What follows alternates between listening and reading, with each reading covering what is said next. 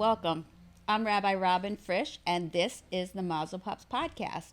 If you are Jewish or Jewish, however you define it, and you love dogs, then this is the podcast for you. Our guests today are Kevin Osborn and his dog Eddie, and I'll let Kevin introduce Eddie in a few moments, but first I want to introduce Kevin.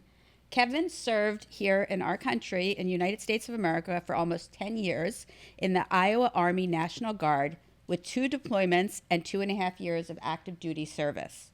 He was honorably discharged as a sergeant. Currently, Kevin works as a senior veterans service representative for the Department of Veterans Affairs in Philadelphia, and he has over 9 years of service with the VA. Kevin has a wonderful wife, Kayla, and together they have 2 children. And I mentioned the next part because Kevin said it was okay, that he was raised Lutheran in small town Iowa, and Kayla, his wife, grew up Jewish. Before they were married, Kevin converted to Judaism, and now they are raising 2 Jewish children. Kevin, it's been a number of years since you and I have seen each other. I originally got to know you and Kayla back when you were an interfaith couple. Right. I work for an organization called 18 Doors. That's my full-time job. Gotcha. Mazel Pups is my avocation or my fun. But it used to be called Interfaith Family, I think, actually, back when Right. you guys were involved. It's now called 18 Doors, and we work with interfaith couples and with the Jewish community to ensure that the liberal Jewish community is inclusive of interfaith couples. So back in the day when you were an interfaith couple, you came to some of our programs. At that point, you didn't have children. Right. I don't even know if you were married yet. It was a while ago. I don't think we were. I don't think you were either. Yeah. So here you are now, not just married, but the dad of 2 kids. And so it's really great to see you here now. And it's such a pleasure to welcome you to Mazel Pups and to have you as part of this podcast. And I really want to say first, in all seriousness, thank you for your service to our country. I don't think that people often realize how much veterans have given of their life. And you'll be talking about that, and Right. people will have a greater sense of it, those who don't know, about certainly your sacrifice. But it really is a wonderful thing to serve our country, and I'm very grateful to you for that. I don't want to be disrespectful of Eddie, and I'm going to ask you to introduce him to us. Sure. Eddie, obviously Eddie's the whole reason I'm here. Eddie is a 5-year-old golden retriever. He's a PTSD service dog that I got through America's Vet Dogs. They're based out of Smithtown, New York is the actual physical address. I've had him for over 2 years now, and he's been a life changer. Awesome. Thank you. And we'll get to hear lots more about him. But first, now our lightning round. All right. So currently, besides Eddie, do you have a dog? We do. We've got a 5-year-old rescue dog named Maggie. The 2 of them get along great. When we're doing bath time, you can hear them wrestling in the hallway, and it sounds like a couple of 300-pound guys fighting. So, And bath time, by the way, is for your kids, not for yes, them. Okay. yes, for the kids. So tell me, besides, you've already shared one, but any other fun fact you could share about either of you, Maggie or Eddie? Yeah. So originally I got Maggie with the idea of training her as a service dog. There are plenty of organizations out there that do that. She did not do so well for our initial evaluation. We were told when we adopted her that she was supposed to be lab and pointer, and so excited about that. But then ended up doing one of those dog DNA tests because we were pretty curious, and it came back that she was pit bull and beagle and chow, and there was some chihuahua and stuff like that in there. So she's just kind of a mutt. Switching from dogs for a minute to Judaism. Sure. So obviously you didn't grow up Jewish, so any Jewish experiences that you've had have been really as an adult. So Right. It makes me especially curious. What is it that you like the most about Judaism? One of the things that I learned about in the class, and that I've learned about with all of my experiences with Judaism, is it's very adaptive. And I had used the word pragmatic, as in it adapts to everything. And so I love to be able to argue and kind of get around things a little bit. So when we went to Israel, one of the things that just blew my mind was the Shabbat elevators. And I'm not going to walk or climb 10 flights of stairs, but like if I've got to wait a little bit for an elevator to actually take me, like that's kind of cool. And so like all of those little things, just they're fascinating, and I love the acceptance and the adaptability of it. That's awesome. Thank you. And what's your favorite Jewish holiday? This one I would say Passover. I've got the two little kids, Grayson and Daphne, and their mom and poppy got them books for all of the Jewish holidays. So like my son, I don't know if I've mentioned this before, but he's autistic. And so he's very at this point, into reading and that sort of thing. So they got books for them, and we'll go to Passover, and the rest of the cousins, are actually all of the cousins at this point, are kind of running around being all crazy, and like he's right there with them. He enjoys it, but like he also will look at a Seder plate and be able to tell you everything that's on it. Wow. And yeah, we just love the food too. So that's great. Oh, you love the Passover. Well, yeah, the Seder's, the food's good. Then right. The matzah gets old. Right. Yeah. Thank you. Of course. So now back to dogs. So taking a step back in time, did you have dogs growing up, or were dogs part of your life always? Yeah, we did. We've had a couple of dogs when I was growing up. I think we had 2 or 3, but it was one of those things, we begged and begged to get a dog, and then my mom ended up being the one that kind of took care of them, and we didn't do what was needed. But there were always dogs in my life. Like my sister, she's a couple years older. When she moved out of the house, she got a dog, and I always used to go down and play with him. But yeah, never. I wouldn't consider myself a dog owner until I got to college. And over Christmas break, I ended up surprising my roommates with a chocolate lab. That's unusual in college. That's a big responsibility. Well, yeah.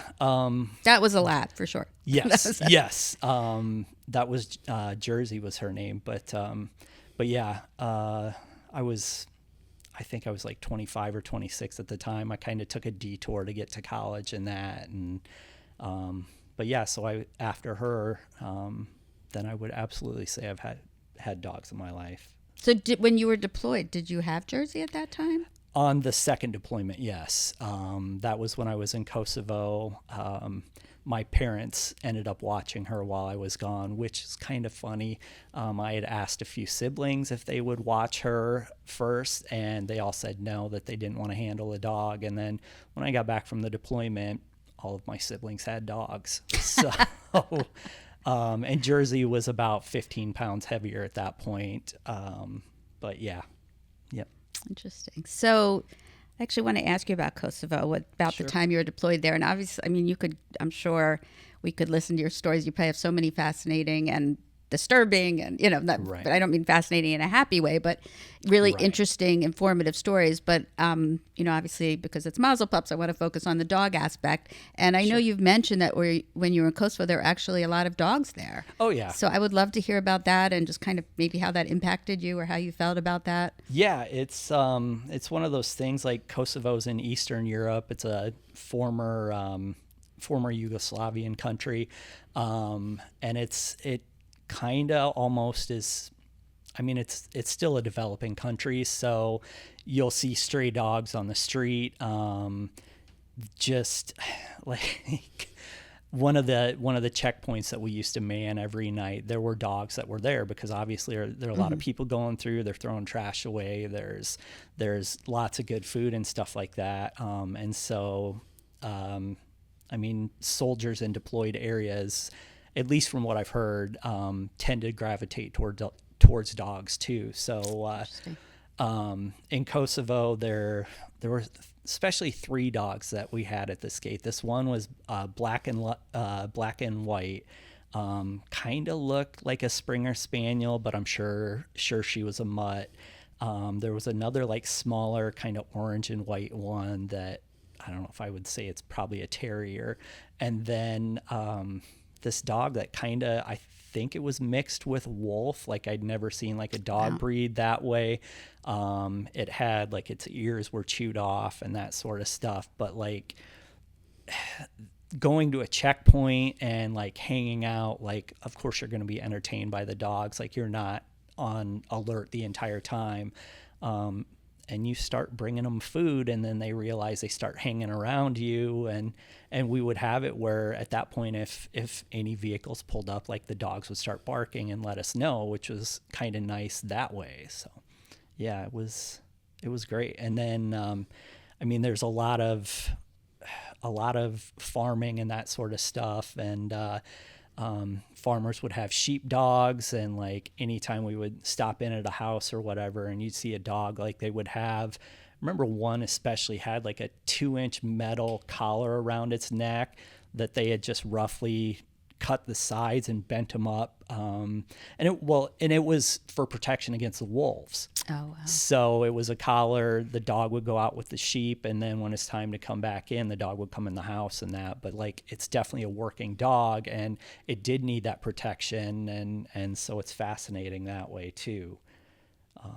So I don't want to at all compare our vacations to what you went through at Kosovo, but as you're talking about these stray dogs, like hanging out where the people are, in the last few years, I was in both Morocco and Egypt, and there were places where like tourists would be, and the dogs, these stray dogs, and what broke, like one was outside of McDonald's. So of course I went in, and I keep kosher. I don't eat McDonald's, but I bought a few cheeseburgers for the first time in my life. I'm happy to buy them. And I came out and I cut them up and, gave them to the dogs. But what was hardest for me as a dog lover, and I'm curious if it was similar, you can't pet, like, because they might have rabies.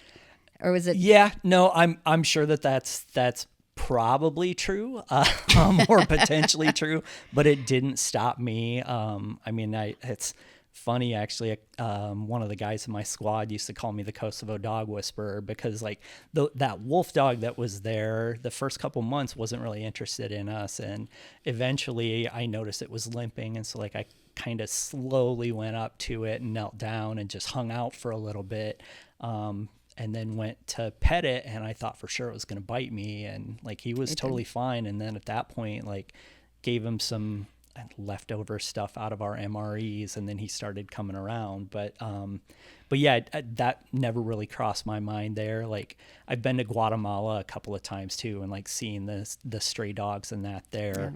And it's sad, but yeah, I mean, I'm still going to feed them and pet them if they seem friendly. I would. My whole family's like, don't pet them, don't pet them. So I'm like, okay. No, it's hygienically, I mean, that makes sense. It's pretty smart. But it's just so heartbreaking. Like, exactly. Otherwise, yeah, exactly. I mean, I figure I kind of went with the food is more valuable for them than my petting. But also when we were in Egypt last year, you take like, they have these like cruises down the Nile to get from place to place. Gotcha. So they'd have these big buffets every night. So I would go get like a lot of chicken, put it in a bag, and whatever like temple we're visiting the next day. And some of the dogs were too scared to come over. Right. But I would just place it like near them, and I would see as they left, as we left. So it's nice to hear that you guys, while you're in these countries, were able to do, on top of everything else, a little mitzvah for the dogs.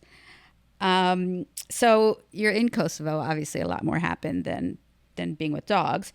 But so what happened when you got home? And at that time you had your pet lab. Right. And what role did the lab play in your return home? And what was it like for you returning home after what was, I'm sure, much more traumatic than just petting dogs? Yeah, it was interesting when I got back.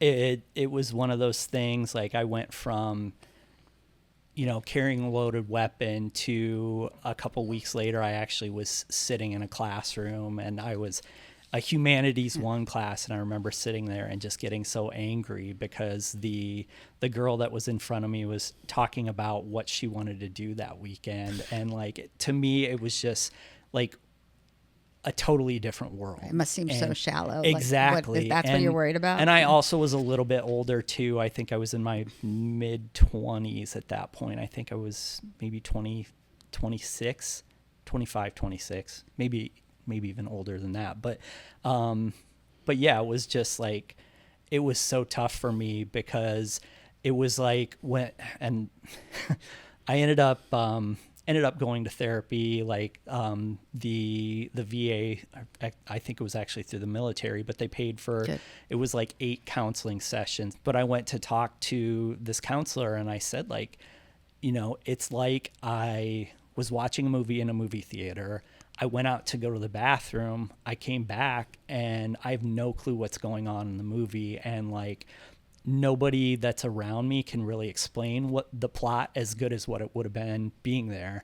And I found out a couple years later, after reviewing my records, that she had diagnosed me with adjustment disorder, which is a step towards PTSD. But it was so tough.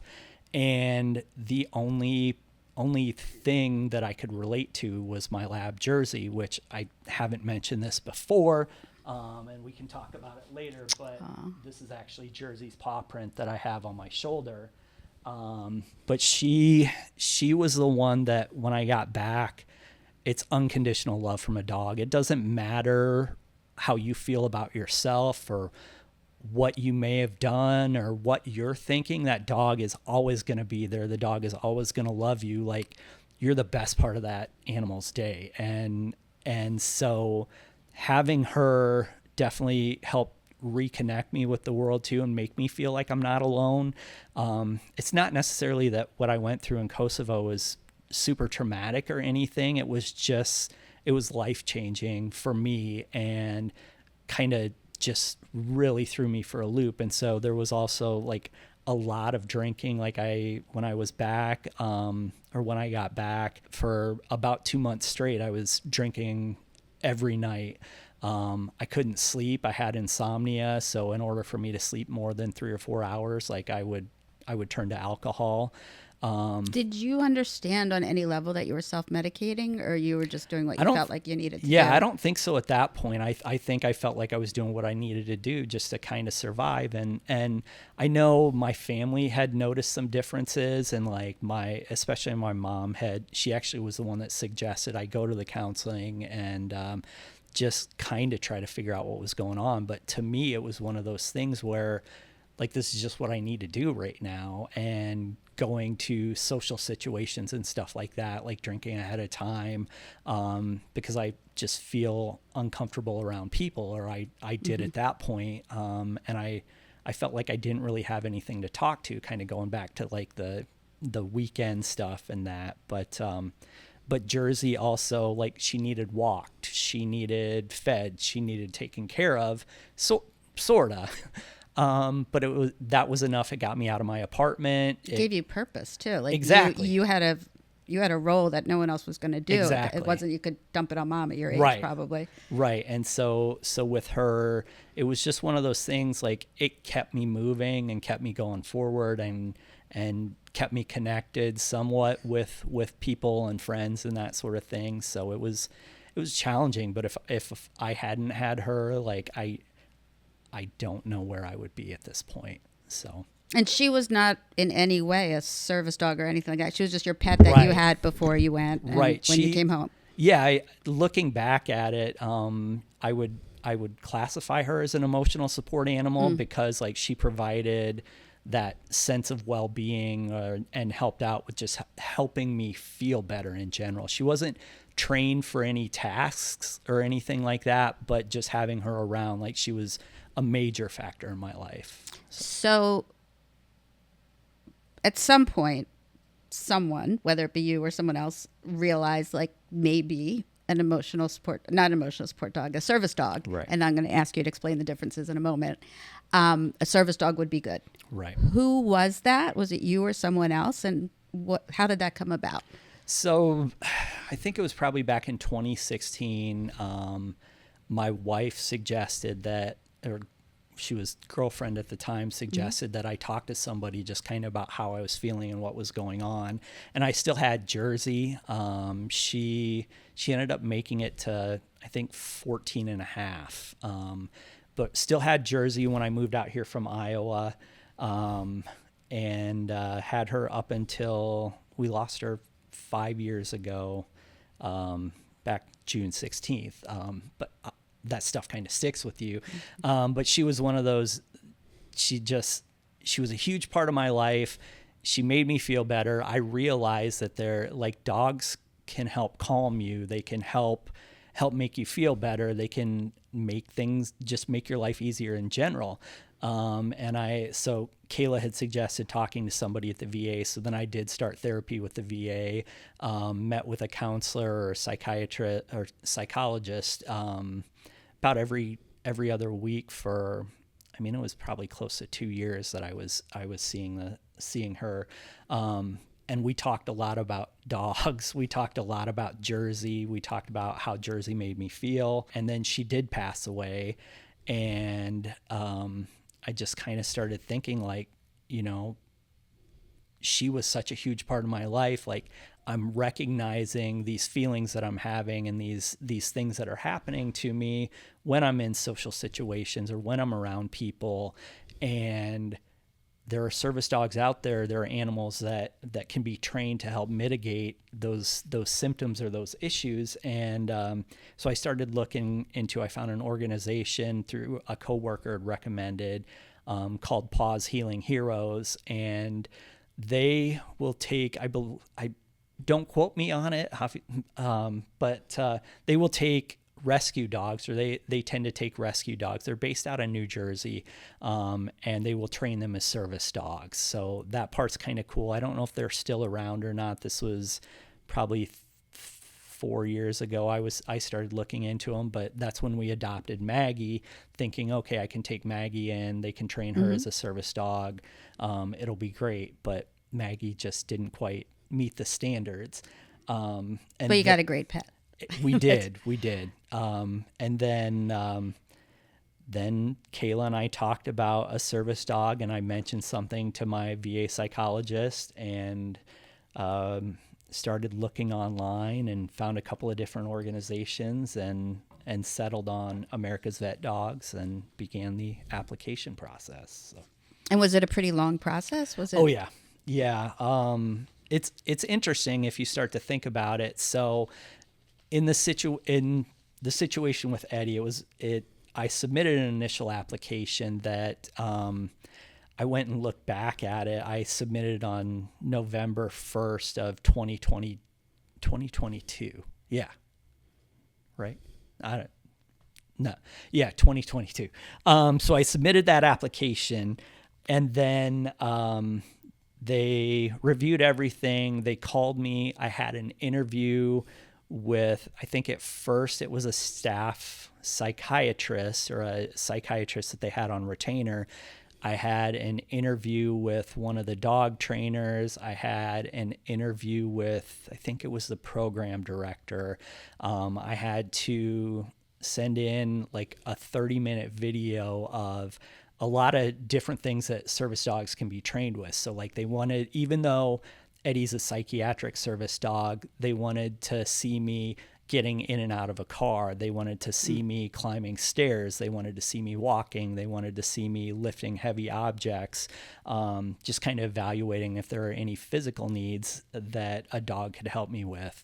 And so in the situation with him, I'm pretty sure he washed out from like the blind. They also have a sister organization called Guide Dog Foundation for the Blind. Pretty sure he might have washed out of that. But he works great for a psychiatric service dog. Like he's a big teddy bear and he's trained to do a couple of different tasks as well. But when I got the notification to go see him, they contacted me in January. I think it was a few days after my daughter was born, and said, hey, we've got a dog for you. Can you be here in 2 weeks?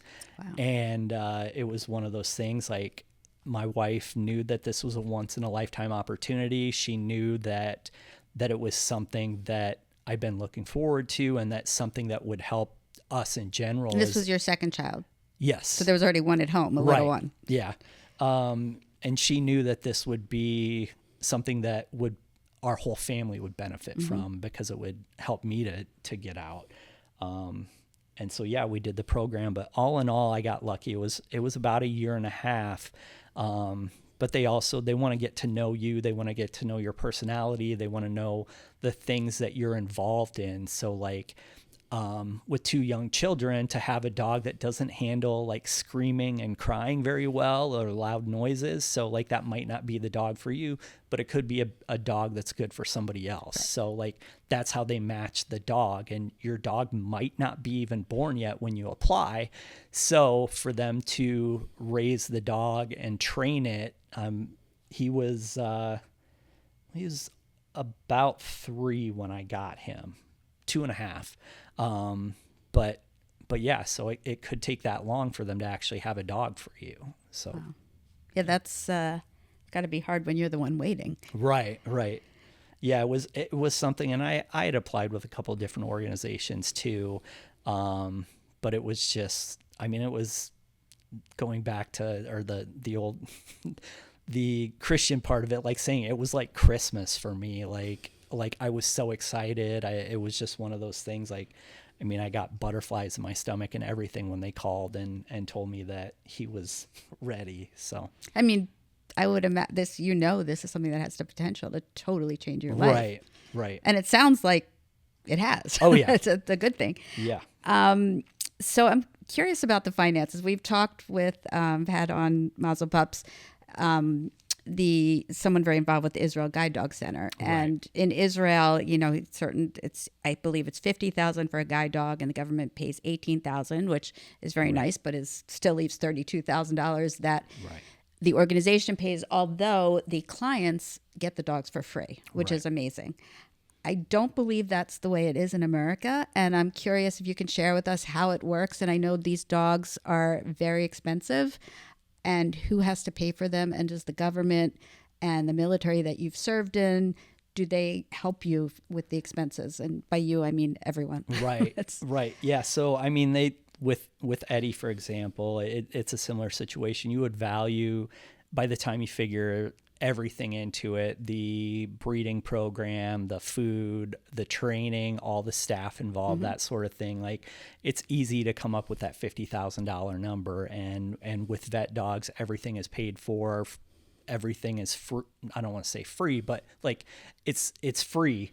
And in this situation, like the only cost that I incurred was driving up to Long Island and then driving back. But yeah, so with him, that's the way that it worked out. There are a lot of organizations out there where you can get grants, you can get scholarships and all of that, but it really did get me to start thinking, and I'm very fortunate where I am right now in life, that if there were a cost involved, like we would manage that cost. But I know that I'm fortunate. I know there are so many other people out there that are not.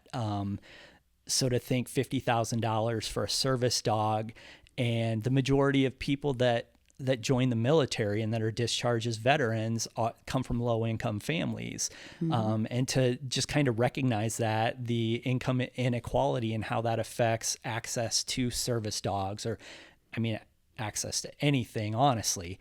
But the added thing of a veteran not being able to afford to pay for a program for a service dog or to adopt a service dog or something like that it's sad. And to know that there are resources out there to help with that is amazing, but it's one of those things, like, it's still not enough.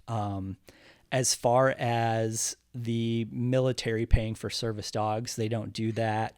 They don't contribute anything.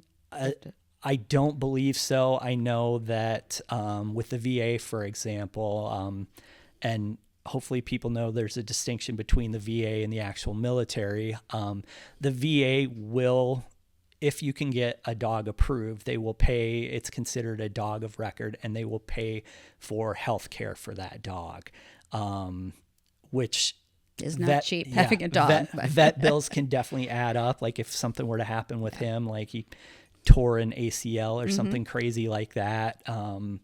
But to think that, just a normal veteran and something happens to your dog, and the VA is not covering it, it's a huge cost. And I couldn't imagine being in that situation where you've got to worry about paying to get treatment for your dog for any type of issue, or I mean, just going back to the whole thing, having to pay for a dog that you need, or that would make a massive change in your life. It's sad.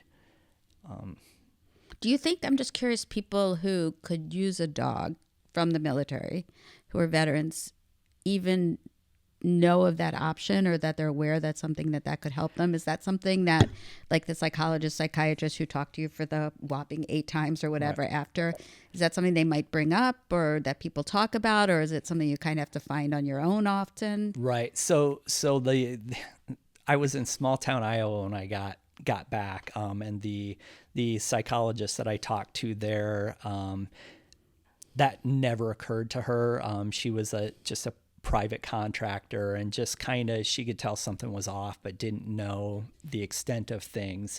And then my VA psychologist, I actually brought the idea up to her. I think she had it in the back of her mind, but to be eligible, you need to meet certain criteria, and just to have the knowledge that those options are out there. Like, I had to actively seek that. I had a coworker that had a service dog, which got me thinking about it a little bit more. But I think that there are a lot of veterans out there that that never occurs to them that, hey, this is actually an option. And Eddie's allowed to go pretty much everywhere I go. There are a few places that he's not, which I can completely understand, but being able to take him with me when I go someplace and actually sit there and not have a panic attack or something like that, it's been amazing. And I hope that there are other people out there that are able to use these resources, but ideally everybody that needs a dog gets a dog, and they shouldn't pay for it, but that's what it is. So the really good news is that we get to have you back for the next episode. So I still have lots more questions, but I do have one more I want to ask in this episode before we finish. And you've touched on this a lot, but if just to ask if there's anything else that having Eddie has done for you. He's been able to get me out and make me feel normal, or as close to normal as I can feel. I've been able to go places I wouldn't have been able to go without him, for fear of who knows what. But he's gotten me so that I can live as normal of a life as possible. And having a wife and 2 small children, like, that's huge for me. So he's been a complete life changer. Well, thank you. And it looks like Eddie's getting some good rest, so I'm glad to see that. This is what he's very comfortable. Yeah. So Kevin, first of all, it's so wonderful to see you after such a long time, but I want to thank you so much because, one thing I think that really distinguishes you from many guests on any podcast is you're not just talking about something, you're telling your own story, which is not easy, I'm sure. And I'm sure it's also painful even now to retell and remember some of those things. So you're also, I hope giving us really important information that everyone in America should know.